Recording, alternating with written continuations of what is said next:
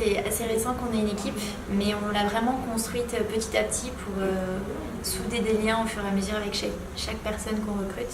C'est très important pour nous que nos salariés et même nos stagiaires adhèrent à la culture d'entreprise et aux valeurs qu'on porte avec mon associé Pierre. Ces valeurs, on les a regroupées sous un nom de code qui est le PAX et qui signifie donc passion, authenticité, créativité et sourire.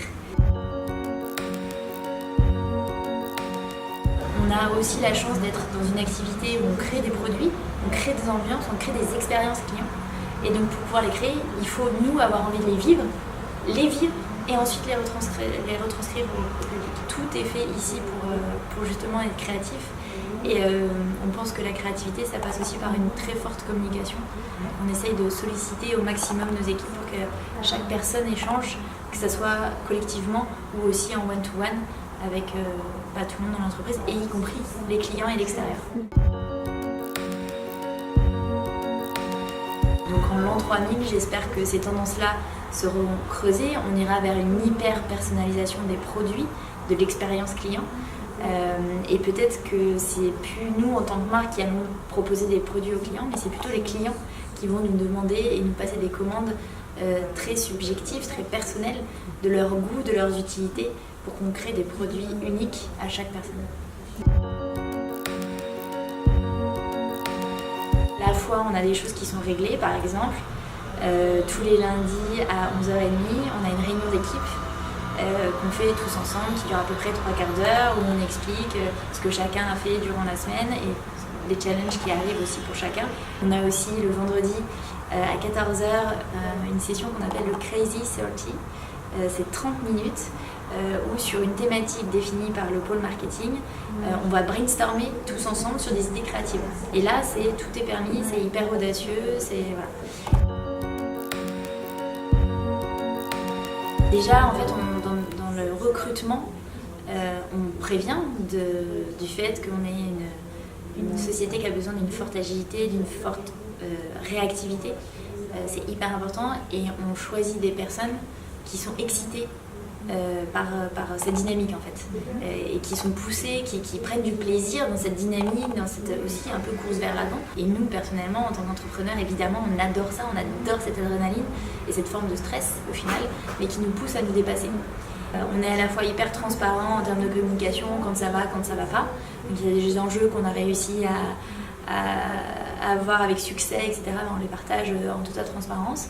Et quand de l'autre côté, il y a eu des mauvaises nouvelles, on les partage, mais on essaie d'abord de les digérer nous, en tant que chef d'entreprise, et ensuite on les partage avec l'équipe de manière plus douce. On partage naturellement ce qu'on a envie de partager ou pas. Donc il y a certains salariés qui sont beaucoup plus discrets, d'autres qui ont envie de partager parce qu'ils vont se marier, parce que ils ont passé des super vacances et qu'ils ont envie de le partager avec le reste de l'équipe. En général, c'est plutôt ça. On a en plus une différence d'âge moindre, donc du coup, ça facilite aussi ça. Donc on se met pas de barrière. Juste ce qu'on essaye de faire, c'est d'être assez réguliers tous, assez constants pour épargner les autres de différentes humeurs. Mais je pense que c'est au quotidien où on sent qu'ils sont derrière nous et puis qu'ils croient en nous, mais profondément en fait. Et du coup, même quand on est triste ou quand on a des coups durs, etc., on sent qu'on a envie de se battre pour nous évidemment, mais aussi pour notre équipe parce qu'on sent qu'ils croient en nous. Et du coup, ça nous donne le courage de nous surpasser, nous aussi. Je passe beaucoup de temps à leur dire « partagez avec moi quand ça va pas, partagez avec moi quand ça va, dites-moi les choses, on peut échanger, peut-être que je peux aider, peut-être que je peux pas aider, peut-être que je connais quelqu'un qui peut aider. » Je protège mon équipe. D'accord. Personne ne peut toucher mon équipe. Si quelqu'un s'attaque à mon équipe, pour moi c'est fatal. Je peux tout donner pour mon équipe. La générosité, le sourire. Mais j'apprécie en fait les gens qui ont tout le temps le sourire et parfois ça va pas, mais justement on reste dans cette générosité de donner quand même des sourires et de se dire finalement on n'est quand même pas si mal ici, donc il faut aussi mesurer sa chance. C'est des collaborateurs qui ont une force intérieure qui qui est très importante.